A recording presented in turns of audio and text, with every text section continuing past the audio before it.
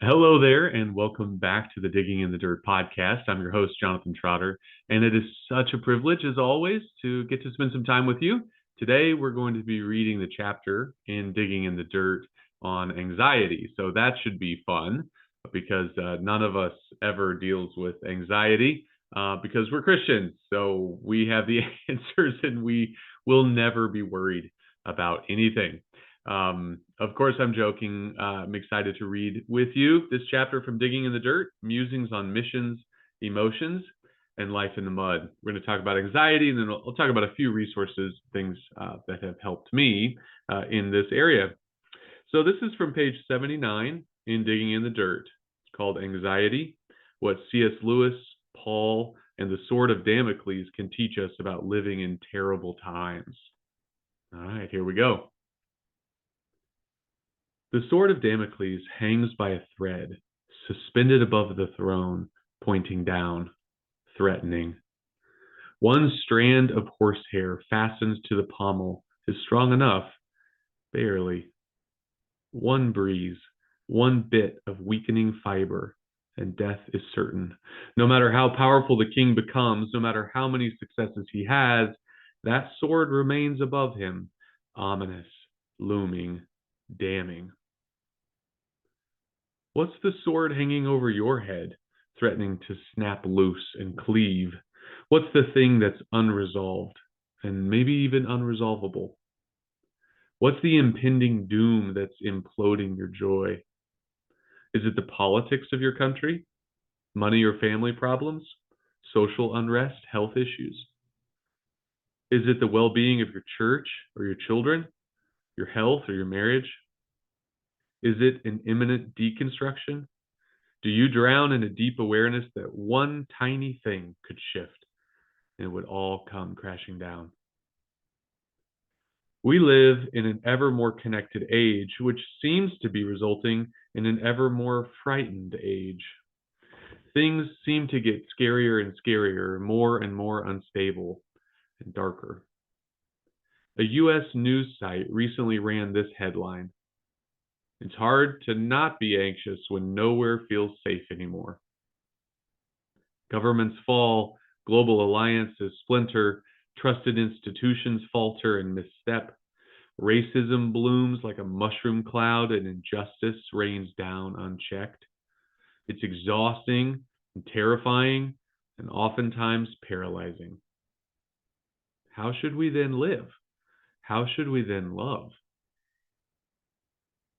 C.S. Lewis speaks to us, cautioning against a common and paralyzing error.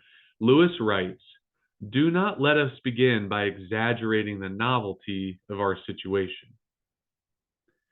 He continues, speaking of his very atomic circumstances, the sword his generation lived under. "Believe me, dear sir or madame, you and all whom you love were already sentenced to death before the atomic bomb was invented. And quite a high percentage of us were going to die in unpleasant ways. We had indeed one very great advantage over our ancestors: anesthetics. But we have that still. It is perfectly ridiculous to go about whimpering and drawing long faces because the scientists have added one more chance of painful and premature death to a world which already bristled with such chances, and in which death itself was not a chance at all, but a certainty." I know this sounds depressing, but somehow it's not depressing for Lewis. It doesn't lead to numbness or retreat or despair. Instead, for Lewis, this awareness leads to living. He goes on to encourage the fearful of his time, and our time too. He writes, "If we are all going to be destroyed by an atomic bomb, let that bomb, when it comes, find us doing sensible and human things: praying, working, teaching, reading, listening to music, bathing the children, playing tennis, chatting to our friends over a pint and a game of darts, not huddled together like frightened sheep and thinking about bombs." So, may I encourage you, my dear reader, don't forget to live. Plant yourself where you're at. Scratch your name into the land and connect heart and sinew with the people of God and the people God loves. live. Chase the light and notice the life. We need to know and remember deep in our guts that we can face this darkness and not die.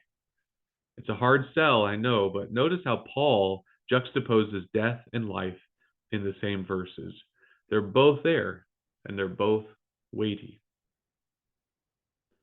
We are pressed on every side by troubles, but we are not crushed. We are perplexed, but not driven to despair. We are hunted down, but never abandoned by God. We get knocked down, but we are not destroyed. Through suffering, our bodies continue to share in the death of Jesus, so that the life of Jesus may also be seen in our bodies. Yes, we live under constant danger of death because we serve Jesus, so that the life of Jesus will be evident in our dying bodies. So we live in the face of death, but this has resulted in eternal life for you. My wife and best friend recently pondered this collision of life and death, musing about our desperate need to chase the light, especially when it feels dark. Elizabeth wrote, "So, what can we do when we're confronted with all the darkness within and all the darkness without?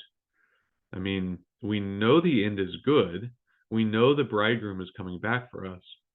But our eternal hope doesn't always translate easily into our everyday moments and hours. I think we need to chase the light, to do something to help scatter the darkness. These days, this is how you'll find me chasing the light." Elizabeth goes on, "Singing a worship song, kissing my husband. I'm a fan of that. Chopping vegetables and preparing a meal for my family, reading a book to my kids, laughing at my husband's jokes, going for a walk, drinking coffee with a friend.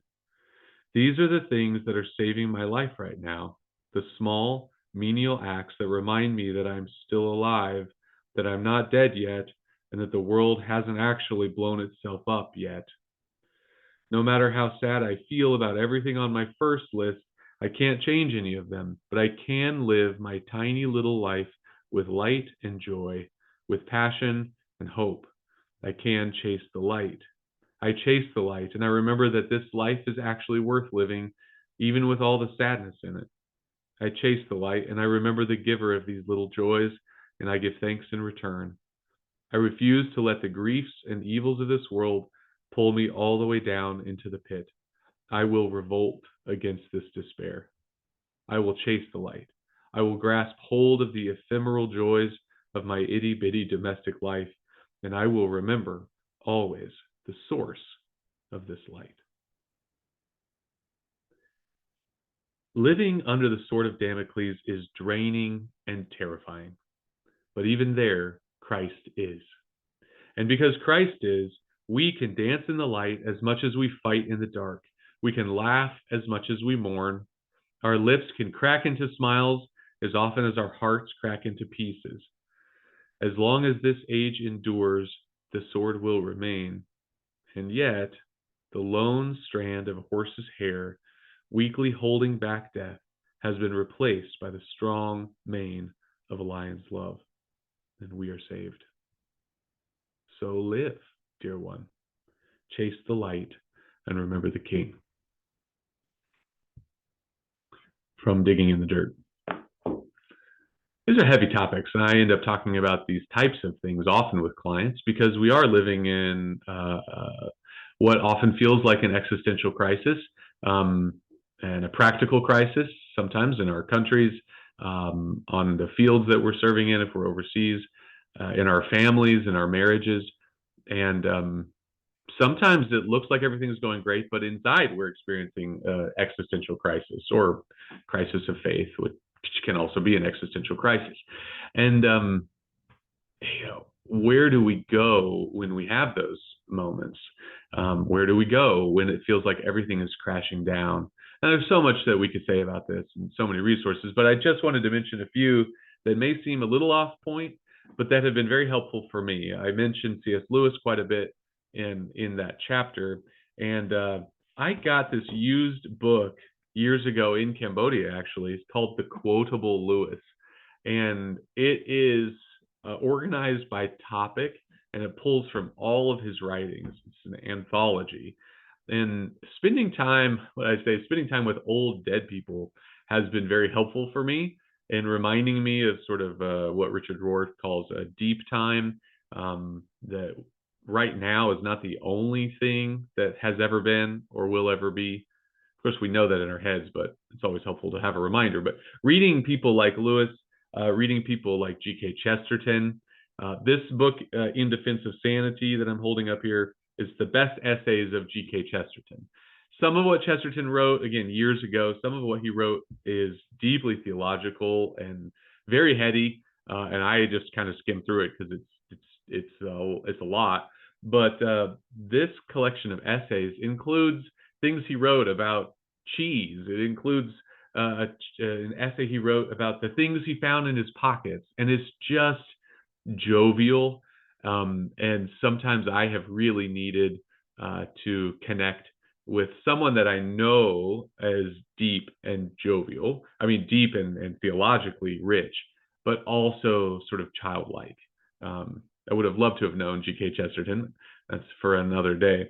So yeah, check out some old dead people that are speaking truth, that are speaking goodness, and that maybe have some levity in their stories. That can be really helpful.